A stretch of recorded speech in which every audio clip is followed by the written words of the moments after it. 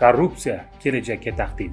Korrupsiya shunchaki jinoyat emas, u jamiyat taraqqiyotiga to'siq bo'layotgan, davlatimiz kelajagiga rahna solayotgan eng xavfli illatdir. Unga qarshi kurashish faqat huquq-tartibot organlarining emas, har birimizning vijdoniy burchimizdir. Biz ko'pincha korrupsiyani yirik poraxo'rlik shaklida tasavvur qilamiz, biroq uning ildizi kundalik hayotimizdagi oddiy holatlardan boshlanadi. Misol uchun, andisha pardasi, tanish bilish yoki ustozlarning noqonuniy iltimosiga yo'q deya olmaslik aslida boshqalarning haqqini poymol qilishdir. Yuzxotirchilik, shaxsiy munosabatlarni qonundan ustun qo'yish davlat tizimini ichidan yemiradi. Yuzidan o'ta olmaslik adolatning eng yumshoq dushmanidir.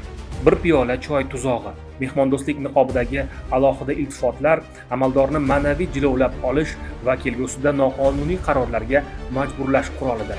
Adolatni ta'minlash va bu illatga chek qo'yish uchun har bir holat haqida xabar berishimiz shart. Korrupsiya holatiga duch kelsangiz, quyidagi aloqa manzillariga zudlik bilan murojaat qiling. Korrupsiyaga qarshi kurashish agentligi 1253 raqami. Toshkent shahar soliq boshqarmasi Compliance va korrupsiyaga qarshi nazorat tuzilmasi 78 kodi bilan 140 32 32 va ichki raqam 996. Toshkent shahar soliq boshqarmasi ishonch telefon raqamlari 71 kodi bilan 244 54 86.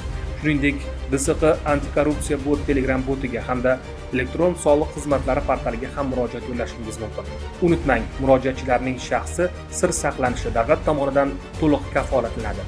Shu bilan birga tuhmat va haqoratdan iborat murojaat berish qonuniy javobgarlikka sabab bo'lishini ham yodingizdan chiqarmang.